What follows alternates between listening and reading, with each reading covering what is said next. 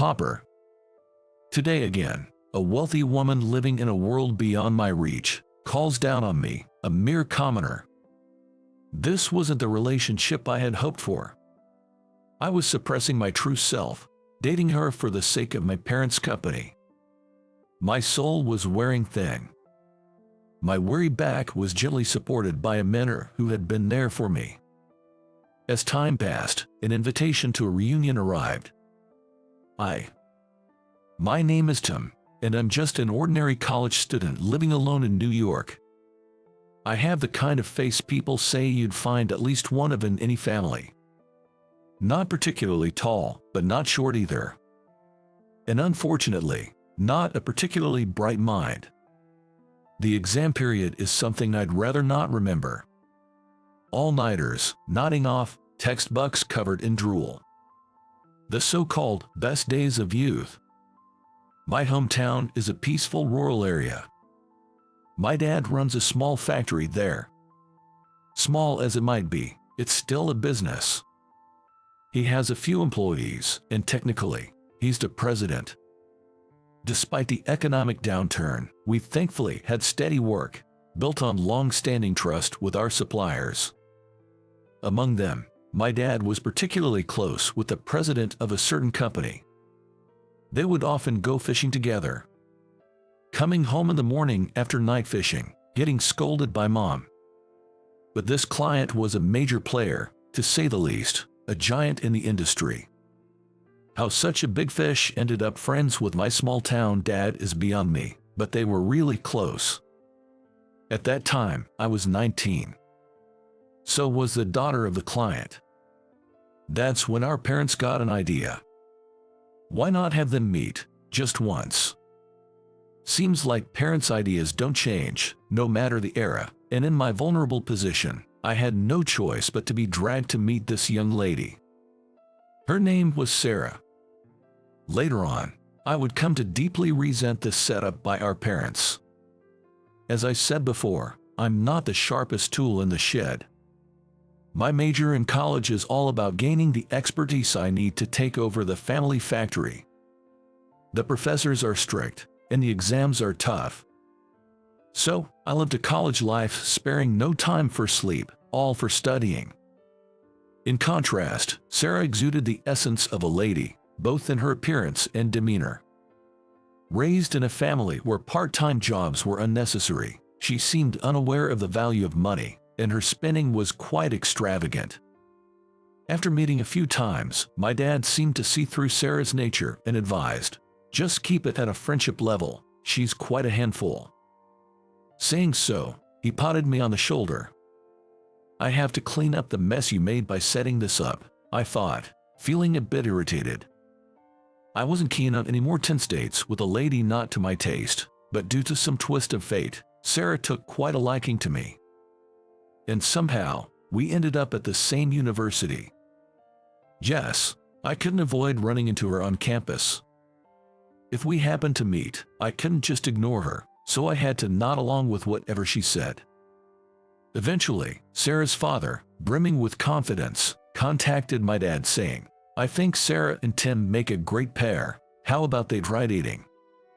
Dad said it was okay to refuse, but on the other side was a big shot CEO doting on his daughter. Mixing business with personal matters is risky, and if our biggest client turns away, the factory's management could be in jeopardy. Despite my efforts to study hard for the future and take over the factory, it would all be meaningless if my actions caused it to falter. After much consideration, I reluctantly chose to date Sarah. Though we went on dates every weekend, I was not good at making witty conversation. And with a fixed allowance and little time for part-time jobs due to my heavy study load, I was always short on cash. Though I am the son of a factory president, I'm just the heir to a small-town factory. My view on money is no different from that of an ordinary household. For instance, I could barely afford to treat Sarah to her favorite restaurant for lunch, but dinner was out of the question. The places Sarah wanted to go to for dinner were always extravagantly expensive. She would never nod in agreement to my suggestions of family diners or chain restaurants. So I made it a point to wrap up our dates by early evening, without any fuss. Sarah seemed to be growing increasingly dissatisfied, but I pretended not to notice. And perhaps out of irritation, Sarah began to express her emotions more explosively. "What's with that outfit? You look so poor. Walk farther away from me. It's embarrassing. Hup, a discount coupon. It doesn't even save you $1 and you carry it around. Your stinginess is creepy." She didn't hide her disgust at all. Even if I didn't like the person, being constantly targeted with malice was exhausting. Oh, I have to meet Sarah again next weekend. Just thinking about it was depressing, and gradually I found it hard to concentrate on my studies. The one who noticed my state was Professor Johnson. Professor Johnson noticed how exhausted I was and reached out to hear my story. And as I spoke, my words came flouting out like a broken dam. Professor Johnson listened to the end without interrupting, nodding along.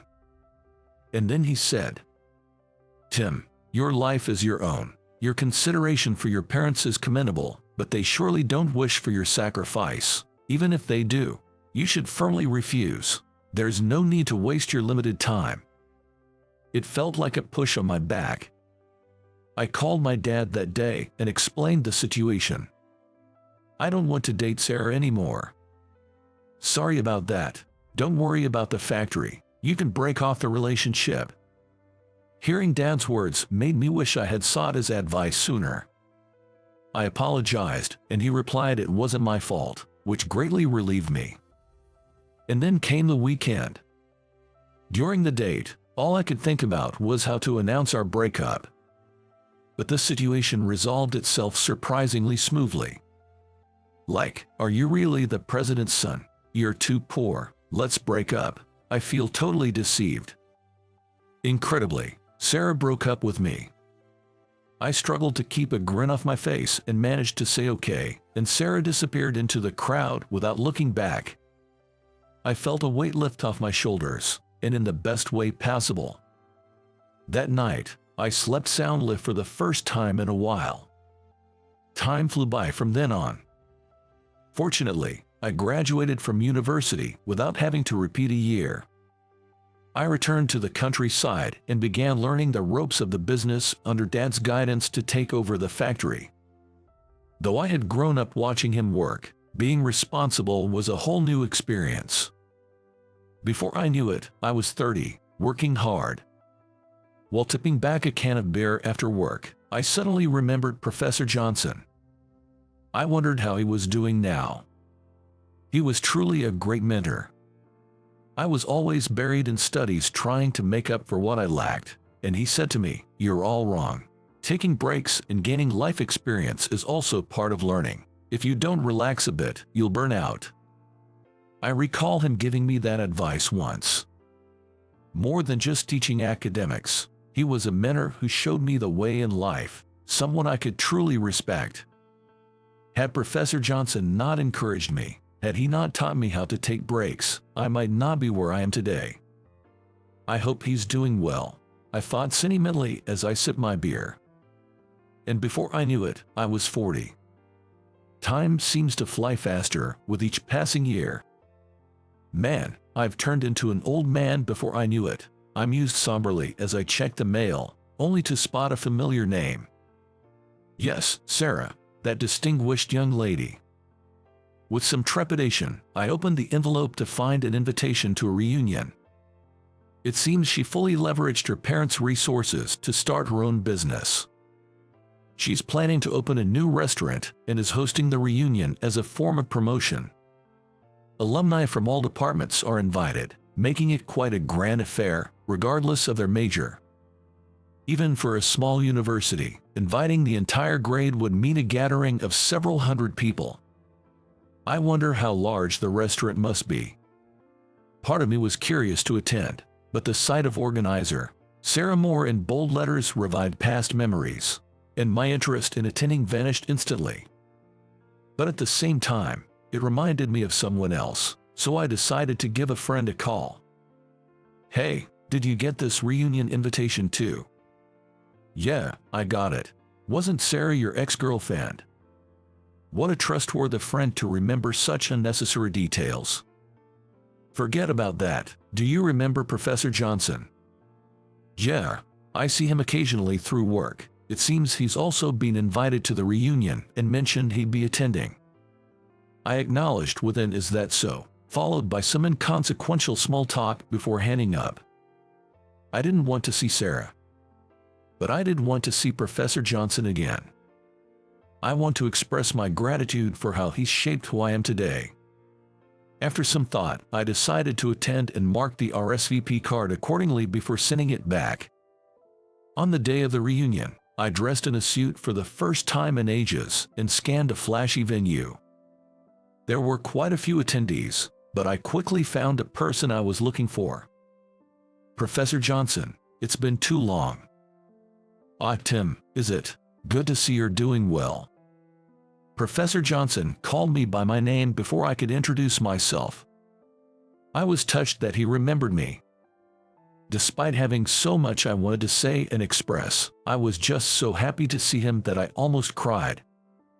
Professor Johnson had aged considerably, his back slightly bent, leaning on a cane.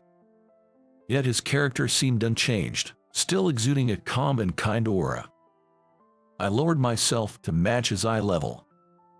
Professor Johnson, I'm so glad to see you. Who I am today is all thanks to you. You supported me when I was struggling with a relationship I didn't want. I've always been grateful for that. Please stay healthy, I said. Wisdom comes with age. I only shared what any elder would say. You've worked hard and become a fine adult, he responded. His words made me emotional. But before I could dwell on the sentiment, people started gathering around Professor Johnson. He's a man with many admirers. I figured there must be others here specifically to see Professor Johnson, so I shook his hand and stepped away. I was glad to have met him and expressed my gratitude in person. Attending today was truly worth it. But then, my mood took a sharp downturn. The last person I wanted to see, Sarah, was standing right in front of me. Still dressing as dull as ever. What, are you carrying around bad luck? She scrutinized me from head to toe, with the same old taunts as before. It's my dad's suit. He passed down his favorite one to me. I like it, and it's really none of your business. I replied, trying to keep my tone calm, but such mild sarcasm was lost on Sarah. A hand-me-down. Can't afford your own suit, or what? Don't tell me. Did you run the factory into the ground? She sneered with a laugh through her nose. I was being completely mocked. Just as I was starting to get irritated. Excuse me, a woman in her 20s said, greeting those around as she entered the venue. Approaching me, she mentioned, it's about time to. Sarah, seeing this, frowned in confusion. What? Are you his girlfriend? Better give up on this old guy. He's too poor to even buy a suit. Poor? Are you referring to President Upton here? The woman tilting her head at Sarah's words was my subordinate. Hearing the word, President, Sarah's face momentarily contorted. Despite this, confident of her superiority, Sarah's barrage didn't cease. So you did inherit that rundown town factory. But you're probably only making a middle-class salary, aren't you? Can't even afford a new suit. Sarah's attitude, always bold when belittling others. It hadn't changed at all over the years. Realizing President Moore was not just a doting parent, but rather foolish, I sighed, considering any further interaction a waste of time and was about to walk away when. Seems like there's a bit of a misunderstanding here. Our President Upton being called poor. His personal assets have reached $5 billion. If you've read the financial news, you'd have come across Mr. Upton's name at least once. My spirited subordinate was confronting Sarah. The vigor of youth. As for Sarah, she was momentarily at a loss for words, shocked, but quickly recovered. $5 billion. That kind of lie is easy to see through. And who are you, anyway? Just barging in here. I'm his secretary. My secretary said, smoothly running her hand through her long hair. It was well maintained and, well, she was quite beautiful.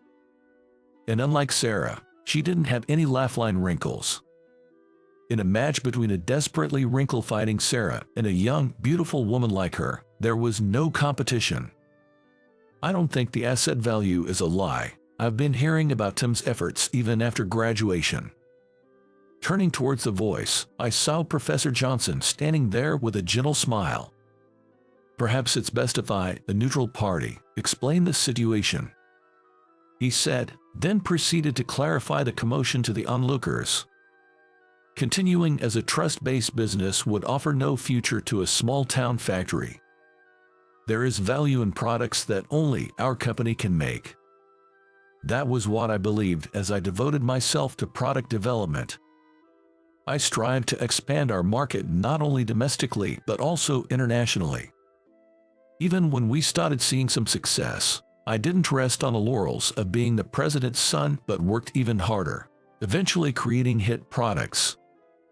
Repeating this process over and over led to our growth into a globally recognized company. You really did work hard. As your former teacher, I'm quite proud of you, he said with a smile directed at me. Oh, and I'm not Mr. Upton's girlfriend. He actually has a fiancée who's currently abroad, right, Mr. Upton? I gave a wry smile in response to my secretary's comment. In truth, I've moved my base of life overseas. That's where I met my fiancée, and we're living together now. We're planning our wedding soon, but I made time in my schedule to come back because I really wanted to see Professor Johnson. If I had continued to suppress myself and stayed in a relationship with Sarah, I wouldn't have the happiness I have now. I would have become just a puppet as Sarah wished. The thought alone sends shivers down my spine. That's why I'm truly grateful to Professor Johnson. Professor Johnson, please take care until we meet again. I apologize, but I have work to attend to. Leaving Sarah behind stunned, I exited the venue. Later, somehow, Sarah managed to get my number and called. Hey, how about we catch up over dinner? Don't you think we could make it work this time? Her sugary voice made me shudder. I have to decline, as I'm engaged. I heard some yelling on the other end, but I firmly refused and turned off my phone. Rumor has it that despite its flashy appearance, Sarah's company is barely making any profit, and she's struggling financially. Furthermore, her personality has seemingly led to her still being single. It's said that she goes through breakups just as quickly as she starts relationships. Even her once doting father has cut off support in disillusionment. Sarah had been accumulating debts under his name without his knowledge. Enraged, her father disowned her, leaving her completely isolated. It seems only a matter of time before her current company collapses. Tim, who was that on the phone? Oh, it's nothing important, I replied with a smile, turning to my fiancée. She's someone precious who silently supported me even when the company was unstable. It took a while before things stabilized, but I was finally able to propose. They often say the worth of a person isn't measured by money, and my life is a testament to that. Moving forward, I plan to carefully discern who truly connects with me as a person and cherish those individuals. Starting with the beloved woman right in front of me,